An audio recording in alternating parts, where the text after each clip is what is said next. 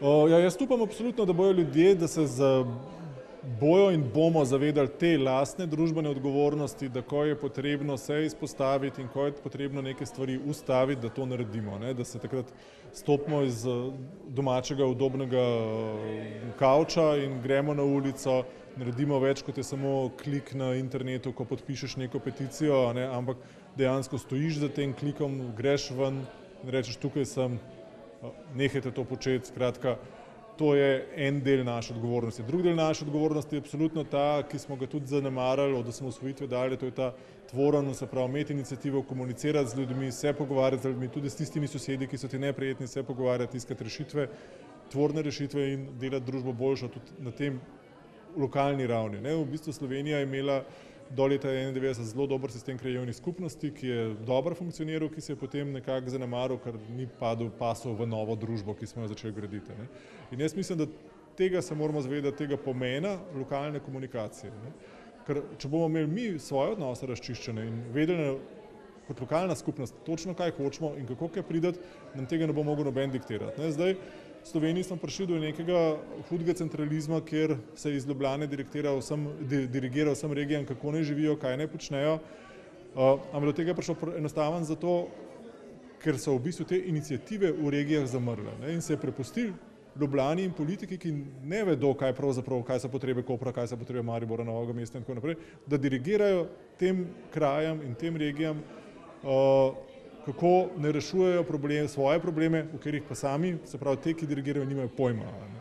In to je en tak absurd, ki ga mislim treba obrniti. In ta obrat je v bistvu lahko zelo, na videz je zelo enostaven, ampak v bistvu je pa veliko težje uresničljiv, ker pa dejansko zahteva aktivne ljudi, aktivne državljane, ki so se pripravljeni vzeti, seveda take sestanki potekajo v prostem času, so brezplačni, se pravi, nimaš nobenih takih koristi od tega, razen te, da imaš boljše življenje, bolj živiš, rešen imaš svoj okoljski problem.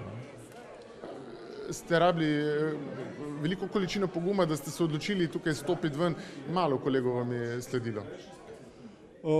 Ja, seveda, mislim tukaj... To so veliko osebne dileme. To so veliko osebne dileme. Prvič, ja, kot ste rekel, ta politika je zapacana, tako da je videti neznosno. Seveda vsak, ki se dotakne, se bo umazal s to isto svinjarijo, ne? In pri samo se je razčistiti, kako to narediti, ali si pripravljen se to izpostaviti, ali si pripravljen tvegati vse skupaj samega sebe, svojo kariero, ne nazadnje svoje družinske člane izpostaviti na vsem tem pritisku ali ne.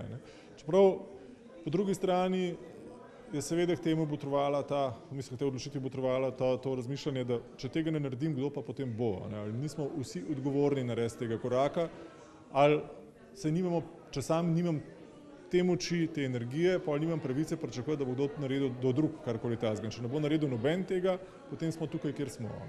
Tako da jaz mislim, da pričakujem, da bo še več ljudi stopili v tej smeri, naredili ta korak, če pa že ne direktno, pa vsaj na tem področju, kot smo prej rekli, na teh lokalnih skupnosti, te lokalne neposredne demokracije, prispevali k vodenju družbe, komuniciranju z aktivno politiko, dirigiranju aktivni politiki, kaj ne počne.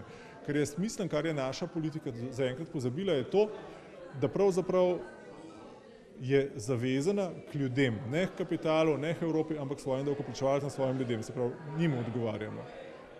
In v bistvu moramo poslušati, kaj se nam dirigirajo ta civilna gibanja, civilna družba in početi to, kar od nas zahteva.